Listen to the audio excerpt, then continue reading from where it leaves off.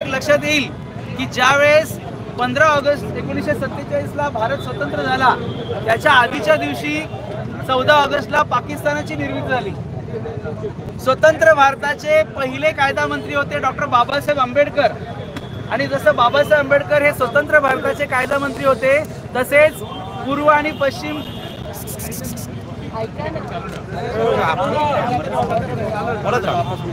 पूर्व आणि पश्चिम बांगलादेशाची निर्मिती झाल्यानंतर तिथे कायदा मंत्री होते जोगेंद्रनाथ मंडल। मी हे नाव अगदी आठवणीने तुम्ही लक्षात ठेवून गुगल सर्च करा। जोगेंद्रनाथ मंडल हे दलित समाजाचे बाबासाहेबांनंतर दुसऱ्या स्तरातले 1947च्या काळातले मोठे व्यक्ती होते। अतिशय अभ्यासू कायद्याचा अभ्यासू असलेला माणूस। त्यांनी प्रयत्न करून बंगालमधल्या अनेक गावांची नव्हे तालुक्यांची नव्हे तर जिल्ह्याच्या लोकांना मतदान करून बांगलादेशात जाण्यासाठी प्रवृत्त केलं। स्वतंत्र भारत झाल्यानंतर आपली राज्यघटना डॉक्टर बाबासाहेब आंबेडकरांनी लिहिली आणि आपण तिच्यामुळेच आता अतिशय सक्षमतेने पुढे चाललो आहोत। संपूर्ण जगात आपला गौरव होत आहे। परंतु जोगेंद्रनाथ मंडल यांनी ज्यावेळेस पाकिस्तानमध्ये जाऊन राष्ट्रनिर्मिती करत असताना घटनेचं लेखन केलं। ती घटना सोडूनच द्या, परंतु त्या घटनेच्या आधारावरती काही होण्याच्या अगोदर वर्ष 2 वर्षाच्या आत त्या जोगेंद्रनाथ मंडल जे पूर्व आणि पश्चिम पाकिस्तानचे कायदा मंत्री होते त्यांना तो देश सोडून पुन्हा भारतात यावं लागलं। त्याचं कारण ज्या पद्धतीने आपला देश हा सर्व धर्मांना समान वागणूक देण्यावर वागला त्याप्रमाणे पाकिस्तानला ते करता आलं नाही। आणि यानंतर आजपर्यंत आपल्या भारताच्या घटनेमध्ये काही बदल झालेले आहेत, परंतु मूळ घटक बदललेला नाही। मात्र पाकिस्तानची घटना आतापर्यंत 6 ते 7 वेळा बदललेली आहे। मला सांगायचं एवढंच आहे की आज जे जय भीम आणि जय भीमची घोषणा देत आहेत त्यांनी थॉट्स ऑफ पाकिस्तान वाचावं। डॉक्टर बाबासाहेब आंबेडकरांनी लिहिलं होतं जोपर्यंत शेवटचा मुसलमान भारतातून पाकिस्तानात जात नाही जर तुम्ही धर्माच्या आधारावर जर फाळणी करत असाल तर तोपर्यंत स्वतंत्र पाकिस्तानची निर्मितीला मान्यता देऊ नका। मित्रांनो, डॉक्टर बाबासाहेब आंबेडकरांसारखा प्रखर राष्ट्राभिमानी नव्हता।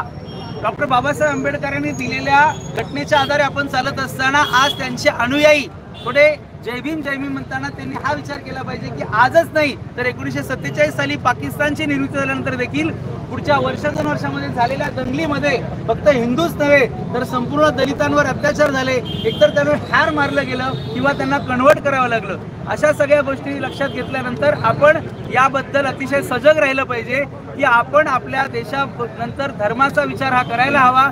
आपण आपल्या राष्ट्राचा विषय करताना समोरच्या व्यक्तीच्या मनात चाललेल्या घाणेरड्या गोष्टीला विरोध करणं हे आपलं कर्तव्य आहे।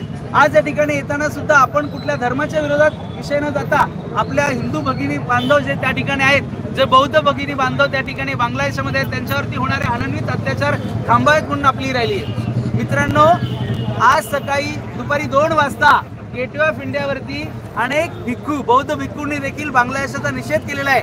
परंतु ही बाब इथल्या दलित समाजापर्यंत पोहोचत नसल्यामुळे ते या गोष्टीकडे वेगळ्या नजरेने पाहतात। आजचा दिवस हा मानवाधिकार दिन आहे, ज्या दिवशी प्रत्येक मानवाला जगण्याचा स्वतःची संस्कृती असेल, शिक्षण घेऊन स्वतःची संपत्ती असेल, परिवाराचं रक्षण करण्याचा दिवस आहे। आणि आजचा हा हक्क असताना आपल्या एका बाजूला एका देशामध्ये जर एवढ्या मोठ्या प्रमाणावर अत्याचार होत असेल तर त्याच्या विरोधात केवळ आवाज इथले घोषणा देऊन होणार नाही, त्याची जनजागृती झाली पाहिजे। आपण जास्तीत जास्त लोकांपर्यंत हा मेसेज द्यायला हवा की आपण बांगलादेशाला कशा प्रकारे प्रत्युत्तर देऊ शकतो। मग त्या देशाच्या मालमत्तेवर त्याचा जो माल येणार असेल त्याच्यावरती आपण न घेण्याची भूमिका असेल किंवा बांगलादेशाबद्दलचा जो आपला पूर्वीचा भ्रम आहे की तिथे फक्त हिंदूंवरच अत्याचार होते हा खोडून काढून तिथे बौद्धांवर देखील अत्याचार होतो हेही आपण सांगितलं पाहिजे। आणि सजग राहून आपण पुढे जर वाटचाल केली तरच आपण चांगल्या पद्धतीचा भारत घडून त्याचा इतर देशांवर चांगला परिणाम होईल। म्हणून आपण आपल्या वाचन ठेवा, चांगल्या पद्धतीची चर्चा ठेवा, माहिती चांगली एकत्रित करा। आणि पुन्हा एकदा सांगतो, जे आंबेडकरवादी अनुयायी असतील आपण सगळेच आंबेडकरवादी आहोत, कारण भारतीय संविधान हे जगातलं सर्वश्रेष्ठ संविधान आहे। जगातले अनेक देश वाट बघतात की केव्हा भारतात अशी स्थिती होणार आहे, ती होऊ नये म्हणून आपण वाचन करण्याची गरज आहे। तर ज्या आंबेडकरी अनुयायांना ही माहिती नाही त्यांना माहिती सांगा। डॉक्टर बाबासाहेब आंबेडकरांनी देखील या घटनेचा हजारदा निषेध केला होता, तसा आपणही केला पाहिजे। आणि सर्वांनी या ठिकाणी अशा पद्धतीची रचना करा की आपल्या बरोबर दलित समाज असेल किंवा इतर जे समाज आहेत त्यांना एकत्र घेऊन जात पंथ न पाहता आपण देशासाठी एकसाथ उभं राहिलं पाहिजे।